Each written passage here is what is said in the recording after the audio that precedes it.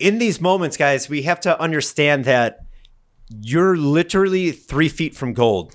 Understand that we're always 3 feet from gold, guys. So when that monkey mind is coming in and saying, oh, you did good, you can stop, you don't have to keep going, you have to know in those moments, that's when you got to fucking keep going.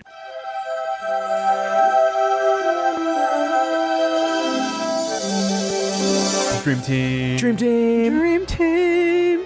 Podcast. Dream Team Podcast, Episode 4. Hey guys, I'm Tyler Zesch with the Dream Team of Spokane. I'm here with the CEO of the Dream Team, Zach Allen, and our Vice President, Alejo Moreno.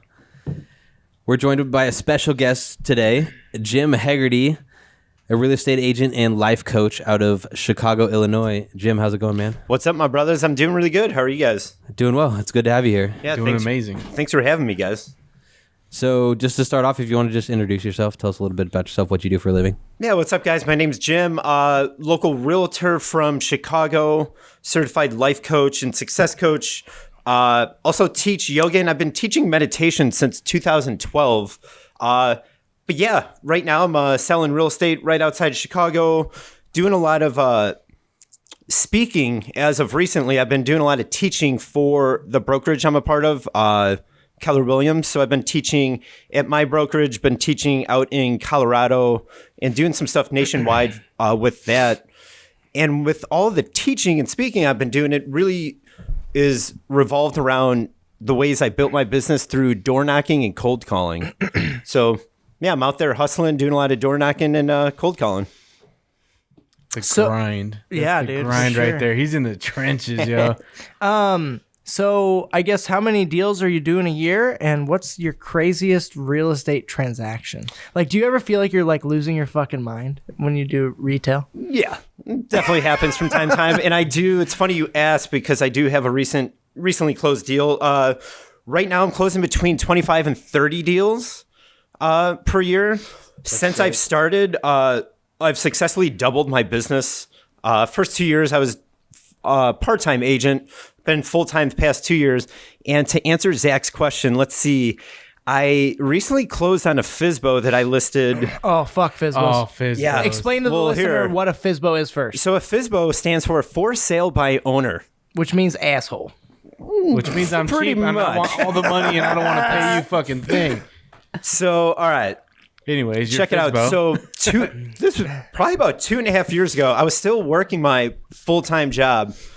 You know, I would make calls on the weekend. I'd make calls at night. So there's this FSBO. We'll call him Terry FSBO. All right. I like that. Terry And Fizbo. called him for the first time 2.5 years ago. Didn't talk to him. Left a message. Called him again a couple days later. Couldn't get a hold of him. Left a message. I think it was the 9th time I contacted this guy. Oh, we're I getting finally deep. got a hold of him. And he was kind of a dick, but he appreciated that I was so persistent with the calls. And That's how you win over a FSBO. yeah, so here's teaching number 1 of the persistence and perseverance. In any kind of business, guys, most deals happen between the 8th and the 12th contact. So if you're calling FSBOs or calling expireds or calling whoever, if you don't get a hold of them right away, that's fine. Leave a the way it's message. supposed to go. Follow up. They always say the fortune's in the follow up, and that's very, very true. So anyway, got the listing appointment with this guy, and I walk into it was a condo. Mind you, it probably took me a year to finally meet with him in person. Was it a nice condo? It was kind of nice. Oh, cool. It's kind of nice. Anyway, one of the situations I walk in, there's like a 2-foot bong on the dining table. Beer. He's like my kind of guy. I'm There's- glad I called him yeah. so much. There's a bunch of garbage everywhere, but nice enough place. Was he but living in it? Yeah, Oh, okay. and he had 2 roommates. Anyway, dude was a character, man. So anyway, I got the listing, and he told me and again, anyone out there calling FSBOs or whatever, just keep at it because they're really going to appreciate that persistence. And simply by doing that, guys, you're displaying certain qualities and traits that you have that are crucial in having a good real estate agent. So he perceived that. We got the property listed. So we got the property listed. He wanted to list it at the price that he thought he could get it. I did my best to talk some sense into him what was his price and like what was like the comparable showing? Sure. So he wanted 160, and when I did the comps, the property was at the max would be worth 140, is what we were looking at. So we got the property listed, and with that being said, we maybe had a few showings the first week. I recall doing an open house that second week, and then for the next 5 months there was no activity. And anytime I would reach out to Terry, he would just say, no, trying to get that good old price reduction that will do the trick. Yeah. He kept putting it off. So we had signed a 6-month listing agreement. So I kid you not, guys, the last week of the agreement. So the property's going to expire, let's say on Saturday. On Monday, we get a showing request and they see the property. This particular buyer was highly motivated. So we know if the buyer is highly motivated, they're willing to maybe pay a little bit more. They just got to get that property because of whatever's going on. Like a situation or whatever. Whatever's going on in their life, they're motivated. So we get an offer and it comes in at $160,000. Wow. Which was like 20 grand more than you thought you could get. Yeah. So now, mind you guys, I listed the property and then months into it, then COVID hit, and then people got weird. People got weird, but then as we got into COVID, property values started to go up. So yeah, we got weird. We got the 160, put the property under contract. It was like a 50-day close, 45-day close, and everything's going great. The appraisal even comes back at $160,000. Wow. So at value. Mind you, that appraiser told me he really looked at me and said, "You're really got to stretch this one." Was it conventional offer? Yes. Okay. It was conventional. Yeah. So note out to the realtors out there, be nice to those appraisers. If you're meeting them at the listings for the appraisal. Anyway, so property appraises, we're set to close. And I kid you not, guys, 7 days before closing, you hear about this stuff getting into real estate. I get a message from the buyer's agent. Her fucking client bought a car. Oh my God. Loan, couldn't get finance, deal done. And if you guys are wondering about how that happened, go look at our second episode. We talk about financing and how that can fuck you up. So anyways, continue. Yeah, She bought a crazy. damn car 7 days before closing. Terry had already gotten a place lined up, had put some money down, his bong. Got rid of his bong, bought a vape pen, got some hash oil, and Making moves in life, stepping it up a notch. He was so pissed, and there's really nothing we could do. So deal ends. And at this point, did your seller get his earnest money? I'll get to that. Okay. So at this point, guys, so the deal falls apart, and then I get a call from our attorney to find out that the whole time Terry was going through a divorce, and his wife was a part of the deal and on title, but he lied about the whole thing. So the contract's not even valid. Correct. Whoa. So then now at this point, talk about nightmare deal. This is probably the best. This is a good one. Deal I've ever heard. It gets better. All right. Oh my all right. God. So anyway, I had the thoughts of, all right, well, the listing just expired. Do I even try to get this property back on the market and get it sold, or do I just kind of let Terry do his own thing, But at this point, though, I talked to the wife for the first time and connected with her. Anyway, got the property back on the market, and right away that buyer's agent from the first deal reaches out to me saying, "Hey Jim, our buyer just talked to a different lender that said that he can get the deal done. We'll do this and that. Let me know what you can do with your seller." So being the agent I am, really kind of talked to my clients, and we got the property under contract again with the same buyer. He goes back and he's like, hey, bro, nobody else is gonna pay you 160, but this guy, so fucking take it. To answer Zach's question, we bumped the fuck out of the earnest money, and we had an addendum written out that if the deal doesn't close, that is getting forfeited. That's good on you. Yeah. So anyway, we're getting towards closing, and then the deal just keeps getting pushed back because of the financing again. Condos are hard to buy. Just to say, condos are hard. The lender kept assuring us that they would eventually be able to get the deal closed. So it's a couple days before closing, and we find out they get the clear to close. It's the deal's gonna close. Wow. So then comes the final walkthrough. Oh no. And I could show you the pictures. So the walkthrough's at 10 or 11 a.m. I'm kind of thinking, all right, I know Terry. I don't know if this guy got all the shit out of the place. Yeah. And there's a lot of stuff in there. So I get a text message at, I don't know, it was like 11:30 from the buyer's agent saying, what the fuck's going on?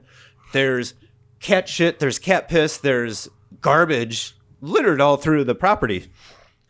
So they had to postpone the closing. My client had to give another, I think it came out to $1,200 that he had to fork up for getting cleaning and just everything. I love all the above. The never-ending deal. So that was the Terry Fizbo Did it close? Deal. It closed. Yeah. At 100. Persistence. But then check this out. When they wrote the second offer, they fucking wrote it at $162,000 just because Terry was trying to recoup some of that money that he lost from whatever the down payment on whatever apartment he was going to go to or whatever from the first deal. But the second appraiser said no to the 162, but she gave us the 160. Yeah. But yeah, the deal closed. Took a long time. Did you feel like learned a lot? Did you feel like a professional babysitter? Was it and was it your first condo? No. Okay. Definitely not my first condo. Babysitter, I don't know about that. More, dealing with a client that's just kind of got a few screws loose upstairs. And So knowing that you went through that experience, what are the positive things that you've actually taken out of that situation to prevent certain situations with that next transaction? Sure. First of all, making sure, just asking clients questions that you think would come out truthfully in conversation. Are you going through a divorce today? Find out if they're always divorced. check the title, too. Checking title. Really, kind of following your intuition, because after the listing appointment, the initial one, I had the intuition of, like, dude, do you really, after meeting this guy, seeing the place, do you really want to take the listing? Because let's kind of take a look in the future. Things could kind of get weird, or it could kind of be difficult working with this client. So knowing those things, but then the biggest golden nugget was the learning of when your persistence pays off and the perseverance of making those follow-up calls. And again, most realtors, if you're calling FSBOs or expireds, most agents will call once or twice and then they forget about it. So be the agent that keeps on following up. That client's going to take note of that and be like, oh, this guy is persistent. He's following up. Let's hire this guy. So those were the golden nuggets. But guys, definitely follow your intuition when you're working with clients or meeting with people that could be potential clients. If your intuition, if that gut instinct is telling you maybe it's not a good idea, and maybe they're not the good client for you and it's not going to be a good working relationship, and just go on and find the next two deals. Yeah, and honestly, that's kind of how I look at things now in the beginning, I don't know where you were at in your career, what your finances look like, but, it's really easy as a new agent to be like, I don't have any deals. I need to make money. I got to survive. Sometimes you got to tell people to F off. I need to hang on to this deal. But now I look at it from this aspect. I look at it as, okay, this client has a house for, $200,000 that I can list, and I can make X amount of money. But if I'm working with that client for 4, 5, 6 months, I divide what I'm going to make in commission by that amount of time. And is it really worth it? Because if that's the case, you could probably still go to that 9-to-5 job and make that money. And then at that point, you just redelegate your energy. And it may be tough to say, but sometimes you got to pass on those. Yeah, no, totally. Like Zach was saying, it's sometimes easier said than done, but being able to say no is very powerful. Yeah. I think we've done a really good job of training our new agents to say no. And a lot of them, they'll meet us with force, but we're like, no. Like, you should not help this person. Like, you're going to waste. And it's crazy because we've seen it. Like, sometimes you will waste 4, 5, 6 grand of this commission. Yeah, this theoretical imaginary money that's potentially there wherever that rainbow and ends. maybe you will close it, but let's just say in 3 months you'll make this 6 grand commission closing Susie Q. That's crazy, like that guy. Yeah, because Susie Q is buying Tommy Fizbo's property. Yeah, but sometimes if you don't work with that person, you can go make 3 or 4 closings that are serious. It's interesting. So it's all that, like you were saying about newer agents, maybe still being in more of a scarcity mindset, or if you want to reframe that, if you're newer in the business, you're still earning to learn, learning to earn. So you're learning through the process, but yeah, there's a lot of power in being able to say no. But I want to point out, sorry to interrupt you, Zach, but I want to point out that even though you stuck through that, no matter where it was at in your career, like the amount of knowledge that you got from that one transaction was astronomical. You probably encountered almost everything that you've seen in every other deal, plus more. And now you just know how to just quarterback it. And you're like, all right, I see this linebacker coming in, shift my line over. We're switching the run this direction. We need to redo this. And you pretty much just adjust to the situation and make it happen where you can prevent any of those issues. Yeah, totally. What I would speak to that, guys, and I'm going to talk about this on Friday, there's no failure. There's only feedback. So on this transaction, there was a lot of feedback that it comes in and it's like, okay, so for next time, you know exactly what gaps you have to fill in. You know you did this right. You could do this better. You know that you probably shouldn't do that. So there's no failure, only feedback. So yeah, it was definitely worth its weight in gold in learning and the growth that came from it. So if you don't mind, I want to tell you my craziest title story. Let's hear it. Okay. So there's this house, right, that I did with Nick Kuiper, who you saw today. We call him Street Jesus because he's got long hair.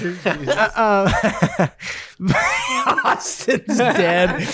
But okay, so check this out. So he has the listing. I have the buyer, right? Okay. So he didn't check the title, but so check this is okay. So give me a minute. It's hard, very hard to explain this story. So the guy selling the house had a wife who died. Okay, but what do you know if your state is a community property state? Do you know what that means? I do not. Okay, so in Washington, it's a community property state. So let's just say, for example, me and Alejo are married. Marry Tyler, not me. Okay. No. Tyler wishes. He's single, so it's fine. Shit, let's do it right now. Okay, so me and Tyler, I love you, honey. Me and Tyler are married, right? If everything we own together is actually 50-50. It's crazy. Not a lot of places are like that. So, what's crazy is they owned it together, but she got sick and passed away, right? So she died, but their lawyer, for tax purposes, post-death purposes, and all this, told them to get a divorce. Oh my God. So Imagine that, divorcing your so technically, deceased but they were significant other. together. He took care of her, and they were still like married, but they just Yeah. got divorced for legal purposes and like debt purposes and stuff like that, right? Yeah. So technically, since they divorced and he still owned the house and she passed away and there was nothing in the will, he refinanced her off the house, which legally the title company should not have done or couldn't have done because it should have been community property. So check this out.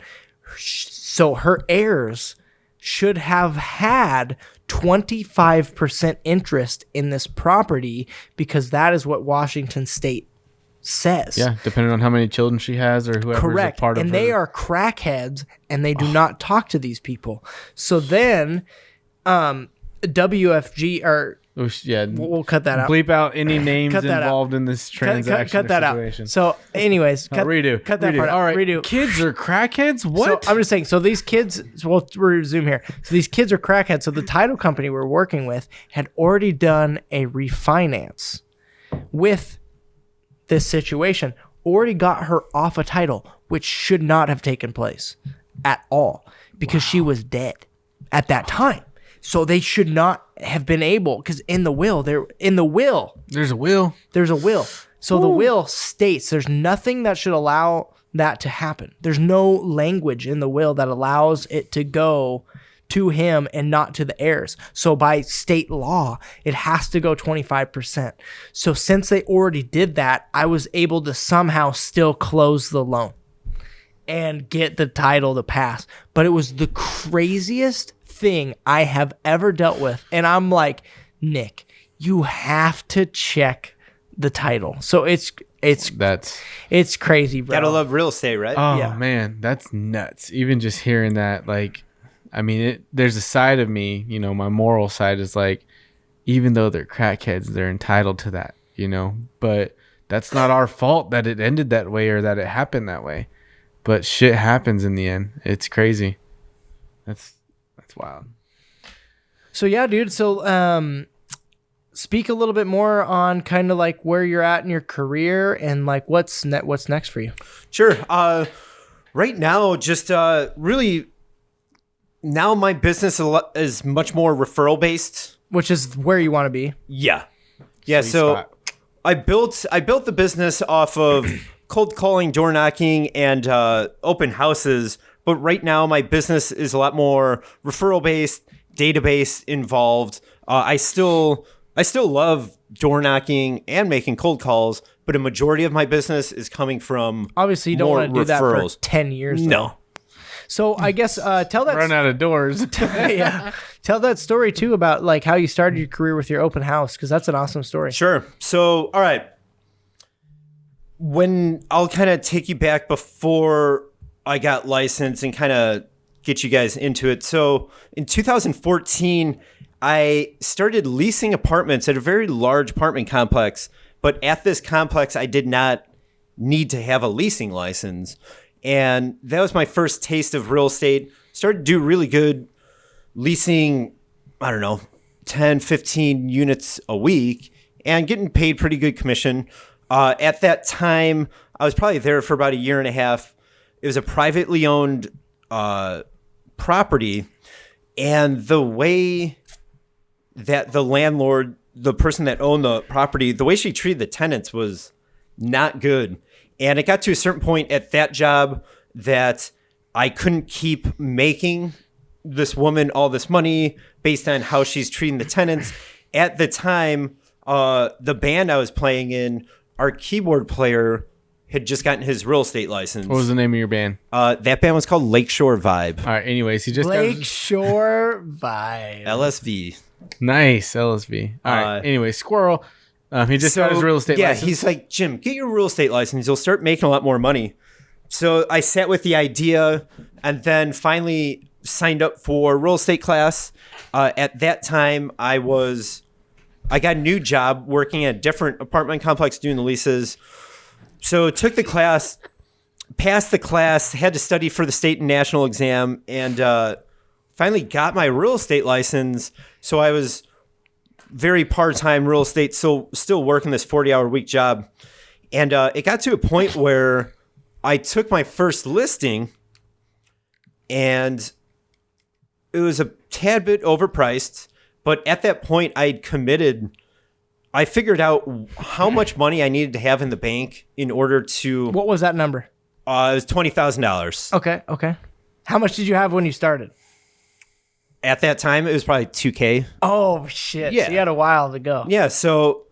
But it all happened very quick. And, once you do make that decision and commit to the goal or whatever you're going after... The universe definitely starts to hook you up in different ways. So I got the first listing. Sauce. It was overpriced, but that actually worked out to my advantage because I ended up doing, most agents may do 1 or 2 open houses on a listing. I did 18 open houses on this listing. Was it like week after week? Oh, yeah. Dang, dude. But I had just... I bet your seller loved you, though. Oh, they did. They didn't know, why no offers were coming in. They knew they were really... Again, this was a seller that kind of was in the clouds of what the Did property... you ever sell it? This one, no. Wow. No, it expired, and they ended up not selling the home after that. Wow. Anyway, so I did 18 open houses, and I got really, really good at building rapport with people at the open house. Yeah. And then I understood what it meant to be a market expert, and I got very detailed with what other properties were available within the 1 or 2 mile radius of my listing. And it was one open house where I met one family, and this is huge, guys. If you're doing open houses, make sure you ask the people coming in if they have a property they need to sell in order to buy. So it all happened during the same open house. I met a family. They liked the home that I had listed, but it wasn't for them. They actually approached me, and they showed me a listing that was like a mile away. Wow. And Because they like the area? yeah, it was in a good spot. So they asked me if I could show it to them. Of course, I said, yes, let's go. We'll go at 4:30 right after this open house. So we went and saw that property. And while we were at the showing, I found another one that was close by that was very similar. And we saw that one. They knew that the initial one that we saw was probably the best home for them. So that was on a Sunday. Probably by Monday or Tuesday, they were thinking about writing the offer. And so then that next Saturday rolls along. They hadn't wrote the offer yet, but we knew something was coming. Well, on that Saturday, I did another open house. And at that open house, I met a family. And before they were leaving, I just said, hey, here, guys, I want to show you a couple of listings. And I pull out my phone, show them that one that was a mile away. And right away, their eyes lit up. And they asked me, well, when can you show us? So I said, all right, we'll go at 4:30. Then we looked at that one. And then I knew right away they were very interested. But at that time, I actually caught wind that the people from last week were going to write an offer. So then I say, hey, guys, before you get too excited, let's go see this other one. And I showed them the other one. And within that time, the other clients wrote the offer on that first home I showed them. They had a home to sell, but they were in a position that her parents were going to give her the down payment. So that she could buy and then sell after. And then she had a real nice townhome that I ended up listing. And that second couple, I showed them, I think, 2 more houses, and they went under contract. And that one was a little bit different. We listed their home and then did a contingency. So within that 1 week time period, I ended up grossing in 30 days what it took me to make in 12 months at my old job. Wow. And that was probably your first eye-opening moment. You were like, bam. And I surpassed the goal. Of real estate. Yeah, I surpassed the goal of the 20,000. So then, put in the 2-week notice. And as they say, I the would have rest is fucking history. quit. I'd have been like, peace out, motherfuckers. I'm gone. What's crazy, though, is I actually, I think a big uptake in my business was from the first open house I got, because I actually held an open house on a listing that wouldn't sell. Same thing. And then I sold it to my friend, got 6% double end. And then through that open house, I got 2 clients and then ended up closing one of them on another house literally 2 blocks away for 3%. So that was like a huge turning point in my career. Yeah, because I was going to say, next thing you know, you're popping off 4 deals. And depending on what the price range is, you're looking at some good money coming in. So it's easily 30 to 40 grand, depending on the price point. So I got a question for you. Sure. So you teach yoga? I do. And I recently got certified in yoga. I've been teaching meditation metaphysics since 2012. Okay, so I guess how has that benefited your real estate business? Sure. I would say first and foremost, being able to handle stressful situations. If you're meditating every day, particular stressful situations really don't get you too stressed out. And if you can maintain your calm mindset, that's going to your clients are going to pick up on that, and you're going to be able to allow them to be more calm during potentially stressful moments in a transaction. Also, just learning how the mind works and how the process of manifestation works. Just knowing whatever you want to manifest, you do want to get specific with it. Hold that image in mind, and then consistently visit that visualization. And at that point, subconscious mind is going to come in and start to draw to you the people, places, and things that are going to help you manifest whatever you're looking to manifest. So a lot of that, I got really good at attracting new business. Sure. And another thing with that is finding the power of gratitude. And if you can really align with gratitude, This man's dropping dimes can, on us. This is gold. All of this is gold. the more you give thanks for things, the universe, simply by universal law, is going to present more things to be thankful for. And I was telling Austin a little bit earlier, you can take it a step further, guys, and you can start to give thanks for things you haven't even received yet. And by giving thanks for those things, you're going to magnetize your mind to draw them forth even quicker. So just, learning how the mind works, the meditation to really stay calm, that calmness is going to get reverberated back to your clients. So it just kind of makes things easier, smoother. And then, it's a lot of fun just manifesting goals and really kind of utilizing the imagination and the art of visualization to start to design and live the life that you desire. So maybe for the listener who doesn't know, how would you define manifestation? Like, what does that mean? Or like, how do you achieve that? So manifestation is the drawing forth of a desire. So Maybe give an example. okay, a lot of people talk about the law of attraction. Simply stated, what you think about, you'll bring about. So this is very huge, guys. You always want to focus on your outcome. So let's look at real estate. For manifestation, always be thinking about listings. You want to be thinking about listings. Write down how many listings you want to take Yeah. and what the action plan you're going to take to achieve that. And yeah, the process of manifestation, it all starts with thought. Everything starts as an idea, as a thought, and you plant that seed in subconscious mind.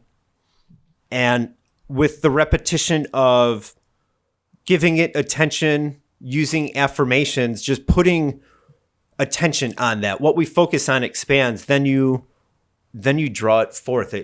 You really just kind of magnetize your mind and attract that, whatever it is, into your life. However, this happens for good things or bad things. If you're thinking about Sure. bad stuff all the time, that's what you're going to constantly See. attract into your life. If you're more of a negative person and have negative emotions, the universe is going to match those vibrations, those frequencies with events, circumstances that match those. So on that negative and positive Sure. side, and this is, it's nothing we have to go too deep into, but what's your opinion on the negative manifestation and how quickly that builds versus the positive? Because in my personal experience, I know the negative is really easy to build on. If you're on a basketball court with your team and you start getting frustrated and you get mad at everybody can get upset super quick. Where on the other side, if you're positive, you may have to, remind them every time there's a timeout called or the ball goes out of bounds. Like, you have to tell them multiple times, like, let's keep going, keep pushing. So do you have an opinion on if the negative builds quicker versus the positive, or is it pretty equal? Well, how I'd answer that is that I would say for the most part, people have more of a negative ball of energy and just maybe different limiting beliefs. And these types of things can be pretty well grooved. So you can overcome that through thinking positively, and over time that negative ball is going to dissipate, and then you're going to be just crafting this positive ball of energy. And once you get to that point, you just have to stick with it, and momentum will take place, and you just have to the wins will keep one after another, and you can get there. So it takes time. None of the mind stuff happens overnight. You do have to put in the work. Depending on how negative or how positive you are, it may take more time for certain people and less time for other people. Gotcha. Completely understand that. So I guess since I don't know if you learned that mindset technique before you were in real estate or not, but like, what are some of the things you do regularly on a daily basis to help keep you on track to help progress your business? Sure. I would think the best way to answer that question is I've gotten very, very good at being in a constant state of positive expectation. So we get what we expect. So if you expect good things to happen, good things are naturally going to happen. If you expect bad things to happen, bad things are naturally going to happen. So I just expect to get deals. I expect to be attracting a lot of clients. If I'm door knocking, here's a story that really kind of teaches some pretty profound lessons. I was out door knocking around a sold listing, and I track all my numbers. I was on door 58. Maybe it was pretty hot out that day. Had some things to do later in the afternoon, and that monkey mind came in and was saying, "Hey Jim, you did pretty good. Yeah, You did 58 doors. You got some leads. You got some stuff to do. You could go home." In these moments, guys, we have to understand that you're literally 3 feet from gold. Understand that we're always 3 feet from gold, guys. So when that monkey mind is coming in and saying, "Oh, you did good. You can stop. You don't have to keep going," you have to know in those moments, that's when you got to fucking keep going. All right. So I'm out door knocking, and I realized it, and it my energetically shifted. I'm like, all right, you just know that next amazing opportunity is literally the next door. Yeah, a doorway. Yeah. It's the next amazing opportunities, that next door. So that will get you excited. So on door 62, guys, I go up there. Oh, he knows the door. Door 62. I'll never forget it, man. So knock on the door. Door 62 was a Fizbo, and his name was Terry. He's like, I'd actually give him back my commission at this point. Here you go. Just leave me alone, Terry. Take it back. And I found your bong. I actually took it. Scary Terry, dude. So guy answers the door. Go through my spiel. Hey, my name's Jim, local realtor. Just sold your neighbor's house for multiple offers, over asking, that thing. Yeah. And the guy looks at me and he's like, "You got to be kidding me right now." And in my mind, I'm like, great. This is going to go one of two ways. He's either going to go tell me to go fuck myself, or something good is coming. Yeah. And he looks at me and he's like, "Man," he's like, "I kid you not. 1 minute ago, I just sat down and said a prayer to God asking, should we sell the house like we were planning and move to Florida, or do we stay here?" Amazing. And he's like, literally, I'm getting chills. I get goosebumps too, dude. He's got goosebumps. He, No, I do for real. They're there. Zoom in. and he says, "Man," he's like, "come in right now." And he gets his wife. He's like, "Cassie, come here." He's like, "You're never going to believe this." She's like, "What?"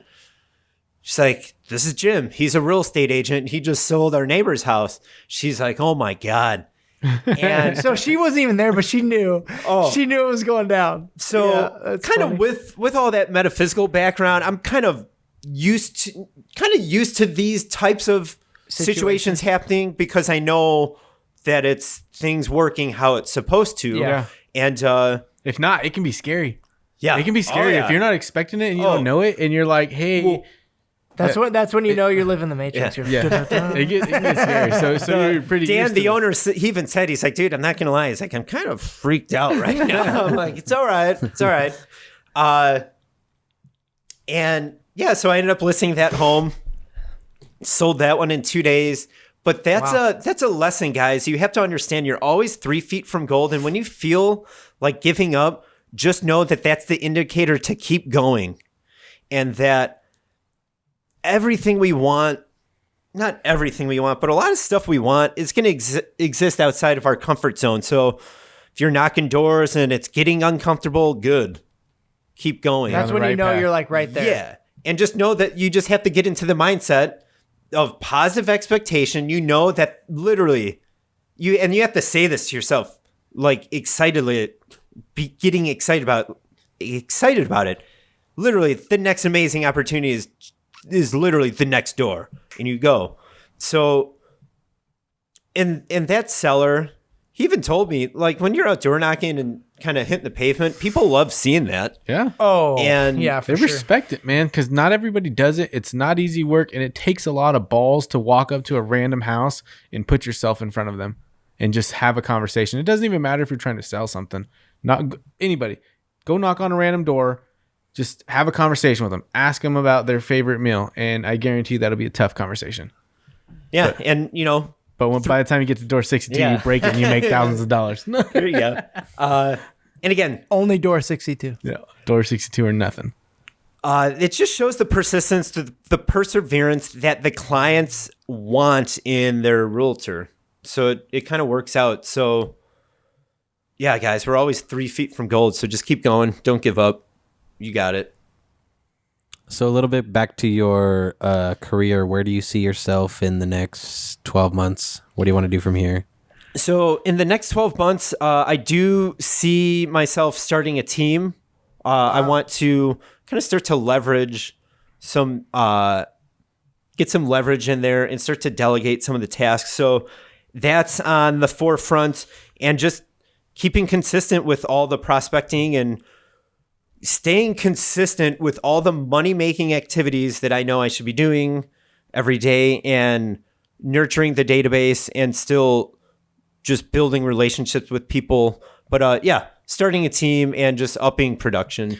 So do you feel like you're at a point in your career where you can start that team and almost step back, money's good, get those referrals, and kind of teach everyone how you started? Yeah, Nice. That's definitely the ideal, and that's the beauty of kind of really going out there and learning through the experience. Because then when you have that team, you're teaching from a knowing standpoint, and you can teach from examples that are going to cut off the learning curve that it maybe took you a couple years. Yeah. But you're going to eliminate that for the people on your team, and then It's a solid point, not to interrupt you, but Yeah. we've had people come up to us because with the Dream Team of Spokane, we are a fairly new, team. And majority of our agents are brand new agents, freshly getting their license, hit the ground running. And people ask us all the time, like, how do you have brand new agents that are doing 1 to 2 deals per month straight out the gate? And I think you just hit the nail on the head. So now I know how to answer that next time is we allow them to learn from our mistakes, because if they trust us enough, we have that rapport with them, and they realize that we've already somewhat experienced this. It's not going to be the exact same, but we can tell them that, hey, you're going to be wasting your time on that client. Let that one go. Go get 3 more deals. Let and the you're gonna- Terry go. Yeah, let Terry, hit his bong and do his thing and stay in the clouds. Yeah. Because guess what? Second you hit door 62, you're going to fucking make it worth it. Sounds like we're going to need a Dream Team Chicago. Yeah. Yeah, we can definitely Let's make get it. that work.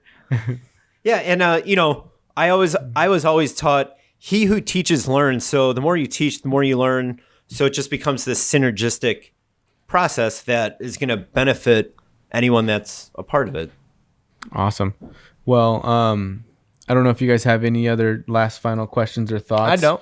If not, I mean, one of the things that I like to ask is, what do you choose to consume on your free time? Do you read books? Do you listen to podcasts? Do you watch TV? Like, what do you like to put in your, senses so you can actually make yourself better or kind of just relax? No, I'm very big into self-development. I'm a huge reader. I know that leaders are readers. So yeah, I really dive into lots of different self-development, self-help, obviously metaphysical books, spirituality. I play in a new band, so I have that creative outlet to Feel human. Yeah. Yeah. And to just allow that creative expression to come through the music. And just a lot of teaching. I teach different consciousness classes because that's the teaching all the metaphysical concepts and all that. That's my true passion. But big reader, big Napoleon Hill, Think and Grow Rich, Power of Your Subconscious Mind, all that. I was going to ask, stuff. what book do you recommend if you're a big reader? Which one is it? Sounds like that may be the well, one. I would say Think and Grow Rich is one of the most popular. I would say there's a book your by favorite? Joseph Murphy called The Power of Your Subconscious Mind and The Master Key System. And I would say for people starting off, The Compound Effect by Darren Hardy was a good one. That's a great book. Yeah. The Compound Effect. Okay, Cool. Well, I think with that, I mean, we can wrap up today. Any last burning thoughts that you want to put out there for anybody in the world? Maybe just, favorite motivational line or something to kind of give that person the push to go do it on their own. Sure. I would say you become what you think about most of the time. So really start to place your attention, your thoughts on success, wealth, happiness, joy. And the more you place your attention on these things, you become what you think about most of the time.